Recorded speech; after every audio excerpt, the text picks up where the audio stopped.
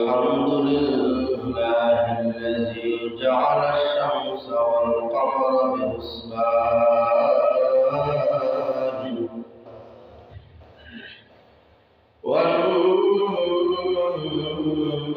والنجم والشجر يسجدان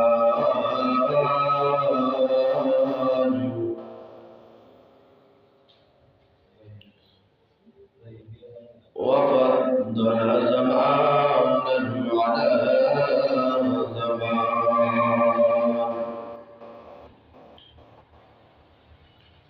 كما فضل مكانا على مكان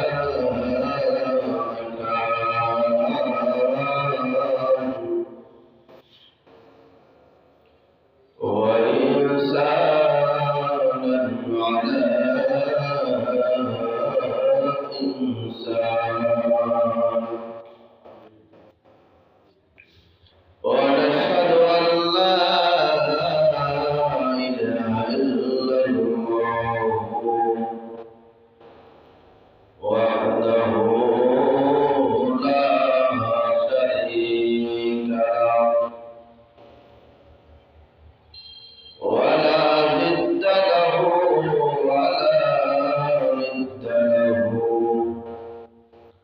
ولا ولد له ولا والد له ولا نظير له ولا مثل له ولا مثال له ونشهد أن سيدنا وسندنا وحبيبنا وحبيب ربنا وطبيبنا وطبيب قلوبنا ومولانا وأولانا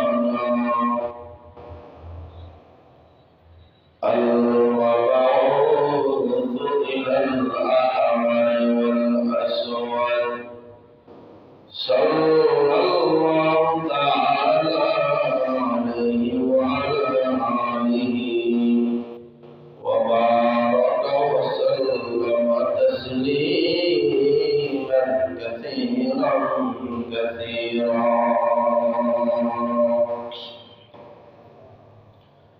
أما بعد فأعوذ بالله من الشيطان الرجيم.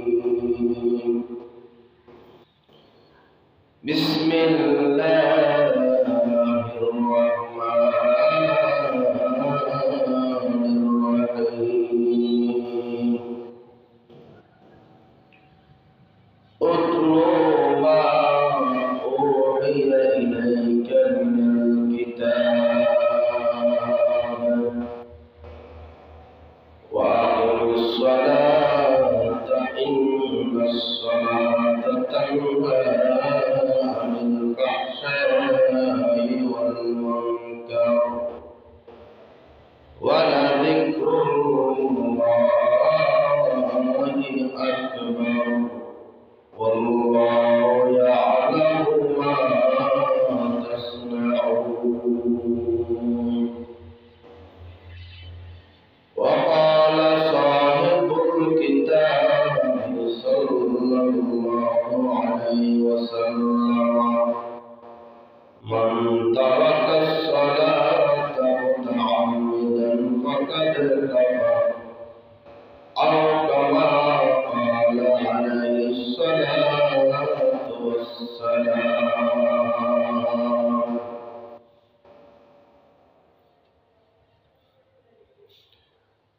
الحمد لمن قدر خيرا وقبالا الحمد لمن قدر خيرا وقبالا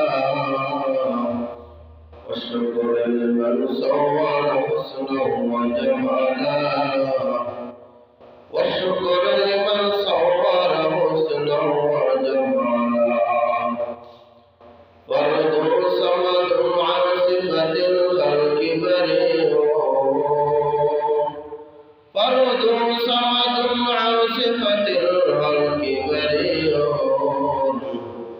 رب عزلي خلق الخلق كمالا رب عزلي خلق الخلق كمالا मैं सूरत यूसुफ को नहीं चाहने वाला मैं सूरत यूसुफ को नहीं चाहने वाला मैं कैसे की मानिंद नहीं आशिक लैला मैं कैसे की मानिंद नहीं आशिक लैला मैं आशिक मौला मेरी इश्क दीवाना मैं आशिक मौला मेरे इश्क दीवाना जिसके तजल्ली से जहां सारा उजाला जिसके तजल्ली से जहां सारा उजाला। উপস্থিত মুআজ্জাজ হাজিরিন জাকিরিন শাকিরিন সম্মানিত মুসল্লিন কিরাম দিন দরদি ইসলাম দরদি দূর দূরান্ত থেকে আগত সম্মানিত মুরব্বিন আযম পর্দার আড়ালে অবস্থানরত আলেমা সালেহা দিনদার পরহেজগার মা ও বোনেরা সর্বপ্রথম মহারব্বে করিম ওয়াল জালালের দরবারে লাখো কোটি শুকরিয়া এবং সুজুদ যে রব্বে করিম আমাদেরকে দয়া করে মেহেরবানি করে অত্যন্ত ভালোবাসা আবাদ আমাদের সকলকে জামাতুল ইসলামের চন্দ্রমাসের এমাসের নাম হচ্ছে জামাতুল ইসলামী জামাতুল আখিরা জামাতুল উখরা যেটা বলে আজকে জুমাতুল উখরা উদয় 3 তারিখ আল্লাহ পাক এই জামাতুল ইসলামের প্রথম জুমা আমাদের সকলকে আশা এবং ভরসা তৌফিক দান করেছেন সে গরিবের দরবারে আল্লাহ তোমার দোকানে সবাই কলবে শুকরিয়া আদায় করে সবাই বলে আলহামদুলিল্লাহ।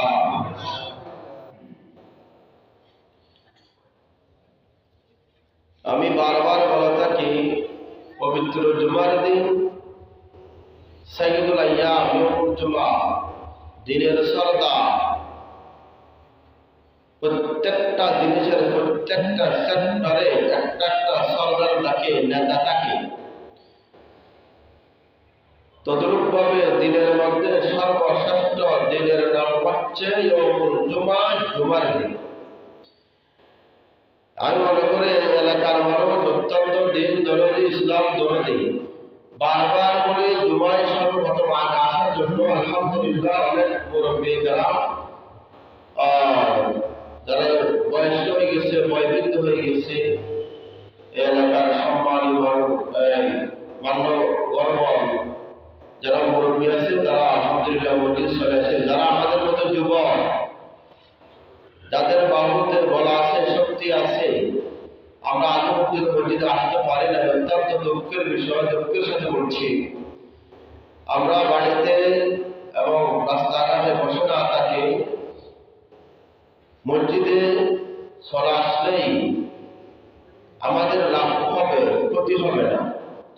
জুমার দিন কয়েকটি আমল বিশেষত অত্যন্ত গুরুত্বপূর্ণ আমল রয়েছে জুমার দিন তার মধ্যে একটা আমল হচ্ছে জুমার দিন তাড়াতাড়ি মসজিদে আসা এটা অত্যন্ত গুরুত্বপূর্ণ আমল। তাড়াতাড়ি মসজিদে আসলে যে সর্বপ্রথম মসজিদে আসবে তার নামে একটা কোরবানির নেকি লিখে দিবেন সুবহানাল্লাহ। এরকম যে দ্বিতীয়বার আসবে তার নামে দুম্ব কোরবানি তৃতীয় আসবে ছাগল কোরবানি মুরগি কোরবানি ডিম কোরবানি এভাবে বছরে 52 বার তাহলে 52 বার 52টি কোরবানির সওয়াব লিখে দিবেন কে আল্লাহ।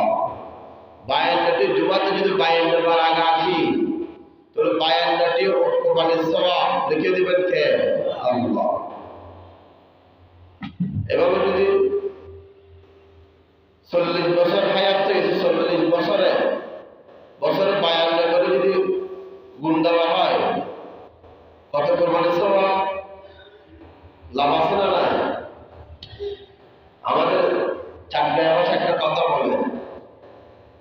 লাভের লোয়া হয় আর লাভের কোনো লোয়া করবো হয়, লাভের লোয়া হয় আর লাভের কোনো লোয়া করবো হয়।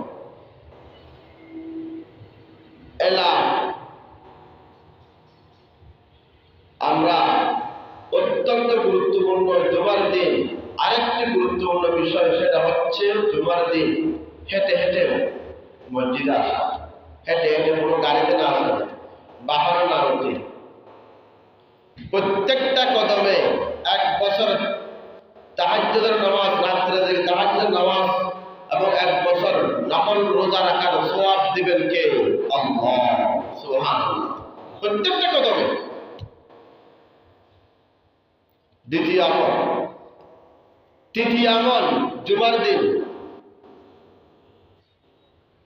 তাড়াতাড়ি এসে প্রথম কাতারে কোনো চুপচাপ আওয়াজ না করে চুপচাপ থেকে ইমাম সাহেবের পিছে বসা।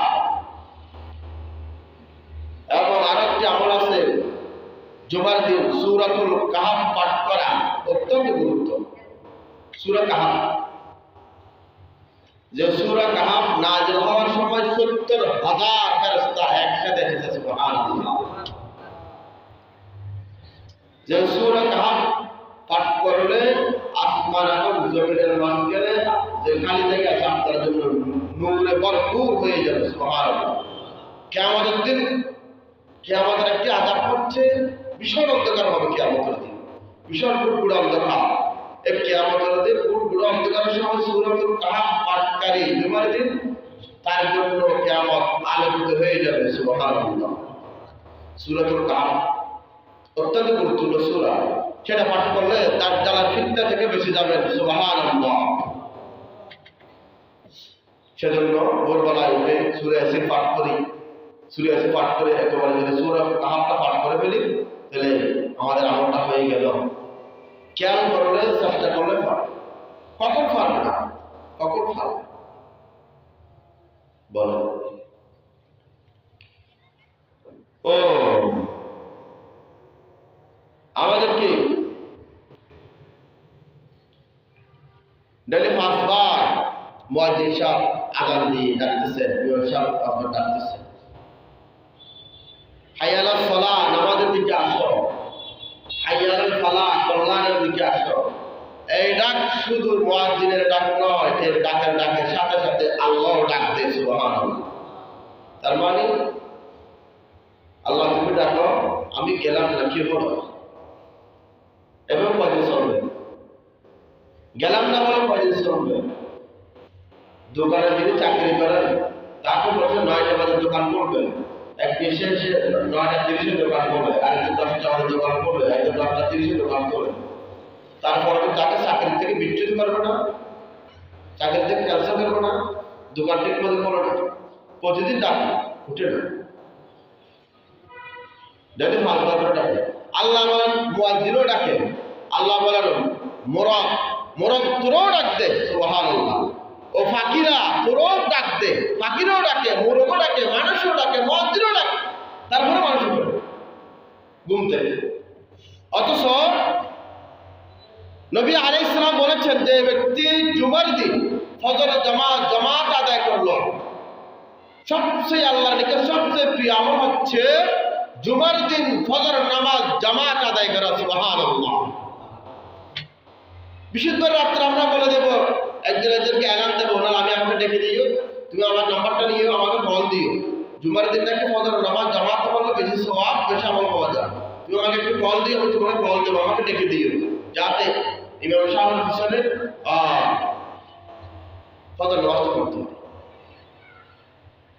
এমন অবস্থা হয়ে গেছে বাংলাদেশে, মুয়াজ্জিন সাহেব ইমাম সাহেব না থাকলে তো মসজিদে করবে না কেউ, একই অবস্থা হয়ে গেছে।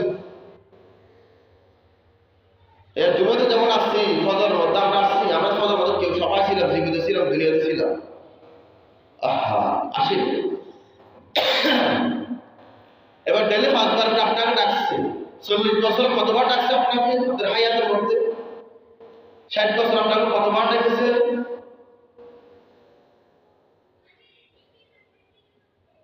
জুমার দিন আরেকটি গুরুত্বপূর্ণ আমল হচ্ছে দরুদ শরীফ পড়া, রাত্রে দিনে। কেমন আমল? একদম মস্ত। কোনো অজু করা লাগবে না, অজু লাগবে না, দরুদ শরীফ পড়ার জন্য অজু লাগবে না। আপনার সময় নেই, লম্বা দরুদ পড়তে হবে না, শুধু সাল্লাল্লাহু আলাইহি ওয়াসাল্লাম সাল্লাল্লাহু পড়বেন সকাল বিকাল। রাসূল বলেন জুমার দিন সকাল বিকাল বেশি বেশি আমার উপর দরুদ পাঠ করবা। বেশি বেশি শব্দটা দরুদের ক্ষেত্রে আর জিকিরের ক্ষেত্রে আল্লাহ পাক ব্যবহার করেছেন, আর কোনো ক্ষেত্রে কোনো আমলের ক্ষেত্রে কাসীরা কাসীরা এই সমস্ত শব্দ আল্লাহ পাক ব্যবহার করেন না। তাহলে বেশি দরুদ শরীফ সময় নেই, শুধু একটা শব্দ বলো সাল্লাল্লাহু আলাইহি ওয়াসাল্লাম, দরুদ শরীফ হয়ে গেল। কখন পড়বে? ফরজ যে কখন করবো না আমল বলেন। প্রিয় হাজিরিন, কোরআন কারীমের মধ্যে সবচেয়ে গুরুত্বপূর্ণ যে বিষয়টা আল্লাহ পাক বারবার বলেছেন সেটা হচ্ছে সালাত, নামাজের কথা। প্রায় ৮২ বার বলেছেন, সুবহানাল্লাহ, ৮২ বার নামাজের কথা বলেছেন। হাদিসের মধ্যে রাসূল সাল্লাল্লাহু আলাইহি ওয়াসাল্লাম বলেন আল ফারকু বাইনাল মুমিনি ওয়াল কাফির তারকুস সালাহ। মুসলমান আর কাফেরের মাঝখানে মাপকাঠি হলো, পার্থক্য পৃথককারী হলো নামাজ। মুসলমান নামাজ পড়ে, কাফেররা নামাজ পড়ে, নাউযুবিল্লাহ মিসাল।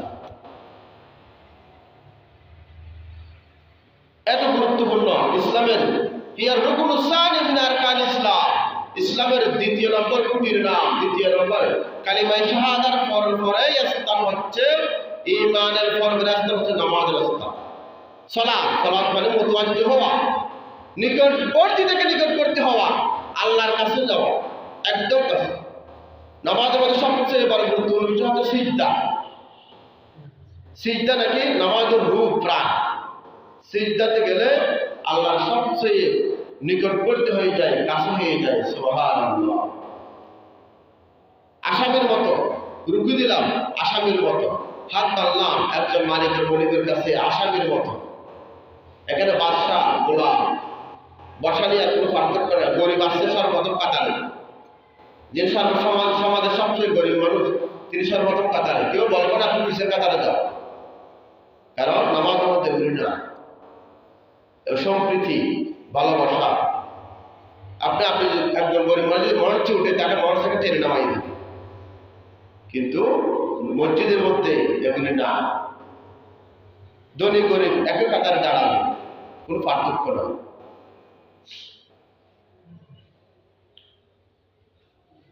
একজন লোক জুমার আগেই 11টা বাজে ঈমান এনেছে, তার সর্বপ্রথম কাজ হচ্ছে এই জুমার নামাজ আদায় করা, তার উপর প্রথম নম্বর ফরজ। কেউ আসর আগে মেনে এনেছে, তার প্রথম কাজ হচ্ছে আসর নামাজ আদায় করা। কেউ মাগরিবের আগে মেনে এনেছে, তার সর্বপ্রথম কাজ হচ্ছে মাগরিব নামাজ আদায় করা, সুবহানাল্লাহ। ঈমান আনার পরেই সর্বপ্রথম যে কাজটা সেটা হচ্ছে নামাজ।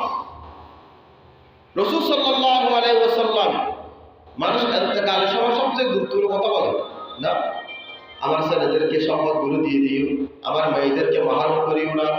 মৃত্যুর আগে আগে মৃত্যুর বিছানা যখন সজ্জিত হয়ে যায়, মানুষ হাসপাতালের বিছানায় বসে বসে এ সমস্ত কথাবার্তা আত্মীয়স্বজনকে বলে। রাসূল ইসলাম বলেছে মৃত্যুর সময়, একদম সাকরাতের সময়, আসসালাত আসসালাত, নামাজ নামাজ নামাজ। মৃত্যুর সময় যে কথাটা বলে সবচেয়ে সেটা গুরুত্বপূর্ণ হয়। তাহলে বোঝা গেল নামাজ অত্যন্ত গুরুত্বপূর্ণ। যে সময় রাসূল মৃত্যুর সময়ও নামাজের কথা বলেছে, সুবহানাল্লাহ। কি বলবো?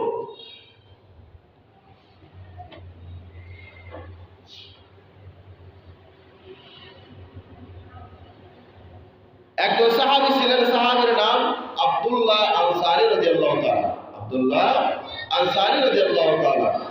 নবী আলাইহিস সালাম প্রতিটা দিন নামাজের পরে সাহাবীদের উদ্দেশ্যে কিছু দ্বীনি নসিহত করেন।